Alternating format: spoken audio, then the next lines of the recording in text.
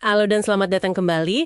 Kita langsung aja nih masuk ke bab 4 dari bukunya Jeffrey Moore, Zone to Win. Hari ini kita mau bedah tuntas soal zona produktivitas. Ini bagian yang sering dianggap cuma pendukung ya, tapi ternyata krusial banget. Sumber kita jelas, langsung dari buku kita bakal gali nih. Apa sih peran zona produktivitas? Gimana dia dukung zona kinerja? Terus tantangannya apa aja? Terutama menyeimbangkan 3 hal. Efisiensi, efektivitas, sama kepatuhan. Plus, strategi main ofensif dan defensif di zona ini, apalagi di zaman disrupsi gini. Oke, siap ya? Sip. Jadi, apa sih sebenarnya zona produktivitas ini? Oke, jadi zona produktivitas itu bayangin aja rumahnya semua fungsi shared services di perusahaan Anda yang nggak langsung jualan gitu ya. Kayak pemasaran, SDM, TI, keuangan, teknik pusat, layanan pelanggan, macam-macam lah. Tujuannya berarti biar semua jalan seproduktif mungkin gitu. Tepat. Fokus utamanya itu inovasi berkelanjutan, sustaining innovation, buat mendukung zona kinerja. Nah, zona kinerja ini kan tempat produk utama Anda menghasilkan uang. Investasi di zona produktivitas ini harapannya ya balik modal dalam horizon 1, atau gampangnya dalam tahun fiskal yang sama. Ini fondasi operasional lah. Oke. Jadi dia ini kayak tulang punggung operasional ya? Bisa dibilang gitu. Nah, yang sering jadi tantangan, zona ini punya 3 tugas utama, yang kadang, gimana ya, suka tarik-menarik. Perlu dikelola beda-beda. Oh ya, apa aja tuh? Pertama, kepatuhan regulasi. Ini ya wajib, nggak bisa ditawar. Anggap aja pajak operasional. Oke, compliance, itu jelas. Terus? Kedua, peningkatan efisiensi. Ini motonya melakukan sesuatu dengan benar. Fokusnya di sistem. Prosesnya harus standar, stabil, terpusat. Pokoknya efisien. Jadi kayak pabrik itu ya, prosesnya harus sama terus biar hemat. Nah, itu dia. Ketiga, peningkatan efektivitas. Motonya beda, melakukan hal yang benar. Ini ranahnya program. Sifatnya lebih custom, adaptif, tepat waktu. Tujuannya melayani kebutuhan unit bisnis lain, jadi buat si pengguna, hasil lebih penting daripada hemat biaya buat si penyedia layanan. Wah, menarik. Efisiensi versus efektivitas. Itu sering jadi sumber perdebatan kan? Banget. Makanya kunci suksesnya, dan ini sering kelewat, adalah memisahkan pengelolaan sistem yang ngejar efisiensi dari program yang ngejar efektivitas. Butuh pendekatan beda. Dicampur, wah bisa kacau. Oke, poin penting itu, pisahkan sistem dan program. Nah, ada lagi nih tantangan lain. Seringkali perusahaan itu susah move on dari produk atau layanan lama yang udah nggak laku, betul nggak? Iya, betul banget. Itu kayak penyakit laten gitu. Menghabiskan sumber daya, bikin perusahaan jadi lamban. Buku ini nawarin solusi nggak buat itu? Ada. Cukup menarik malah. Usulannya, bikin layanan bersama khusus buat ngurusin produk yang udah di akhir siklus hidupnya. End of life atau EOL. Namanya Horizon Zero. Horizon Zero? Kayak apa tuh? Semacam unit khusus? Iya, semacam unit transisi khusus gitulah di dalam zona produktivitas. Tugasnya yang ngelola produk-produk yang mau dipensiunkan. Gimana cara kerjanya? Ada aturan mainnya? Ada protokolnya. Pertama, tanggung jawab penuh, pendapatan, sumber daya, biaya diserahin ke manajer program EOL. Terus, kompensasi sales buat produk itu dihapus. Biar nggak ada insentif jualan lagi ya? Betul. Lalu komunikasi ke semua pihak, bikin jadwal EOL yang jelas dan tegas, terus kelola prosesnya sampai tuntas, biar gangguannya minimal.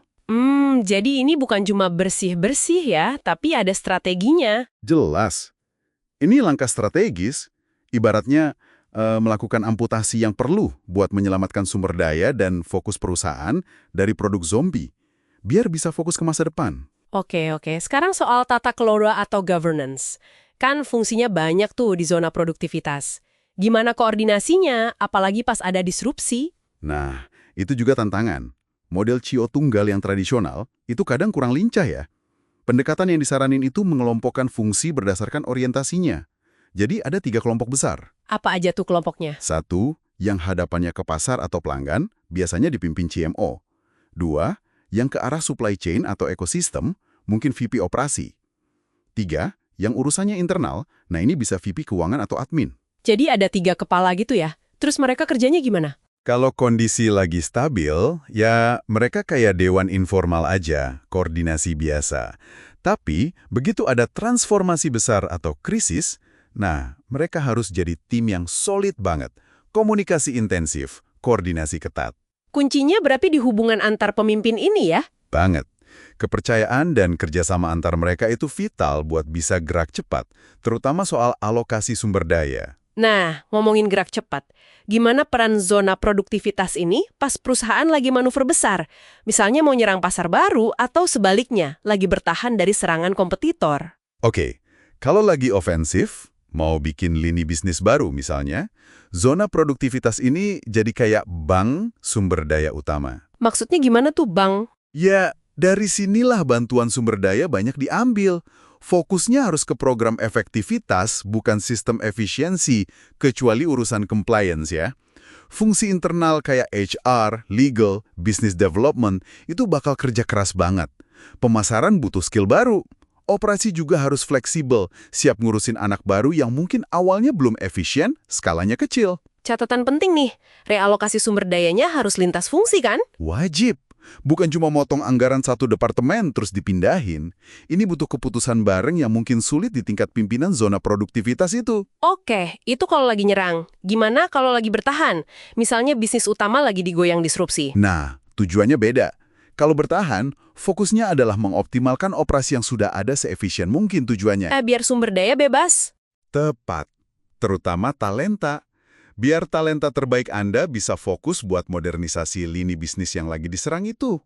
Caranya gimana tuh optimasinya? Disinilah model Six Levers atau 6 pengungkit jadi relevan banget. Tujuannya spesifik. Rekayasa ulang proses bisnis yang selama ini memenjarakan talenta berharga Anda. 6 pengungkit. Apa aja itu? Bisa dijelasin singkat? Bisa. 1. Sentralisasi tata kelola prosesnya. 2. Standarisasi prosesnya. 3. Modularisasi. Pecah proses jadi bagian-bagian kecil. 4. Optimasi. Tapi fokusnya bebasin orang ya, bukan cuma hemat duit. 5. Pasang instrumentasi, sistem kontrol buat monitor. 6.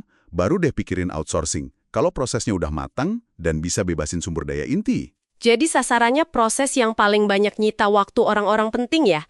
Kayak di engineering atau sales gitu? Ya, meskipun mungkin ada resistensi internal. Fokusnya bukan penghematan kecil-kecilan, tapi pembebasan kapasitas strategis. Itu kuncinya kalau lagi defensif. Oke, kebayang. Nah, terakhir nih. Apa aja kesalahan umum yang sering terjadi di zona produktivitas ini, dan gimana cara benerinnya?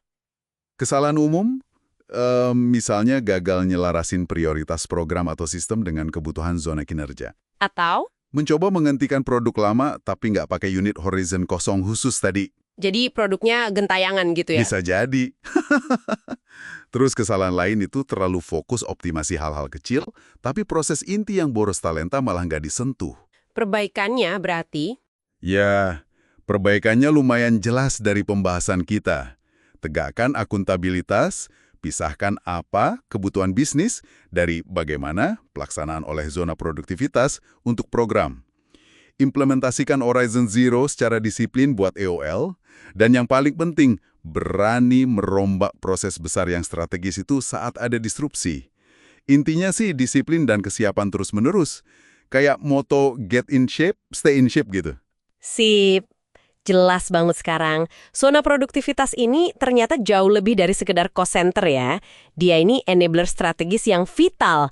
Kuncinya tadi, bedain sistem, efisiensi, dan program efektivitas, berani kelola EOL pakai Horizon Zero, dan lincah alokasi sumber daya pas lagi ofensif maupun defensif. Betul sekali. Oke, sebagai penutup nih, ada pemikiran menarik dari buku ini. Gimana tuh? Gini, coba Anda renungkan ya. Mengingat zona produktivitas ini sering banget cuma dilihat sebagai pusat biaya, gimana caranya Anda bisa mulai mengubah narasi dan persepsi itu di organisasi Anda? Gimana caranya biar peran strategisnya dalam mendukung transformasi itu nggak cuma dihargai, tapi juga benar-benar dimanfaatkan secara proaktif, bukan cuma jadi pihak yang selalu kena tekanan potong anggaran. Wah, pertanyaan bagus banget tuh buat dibawa pulang dan direnungkan. Oke deh, terima kasih banyak sudah menyimak pendalaman kita kali ini. Sampai jumpa di kesempatan berikutnya ya.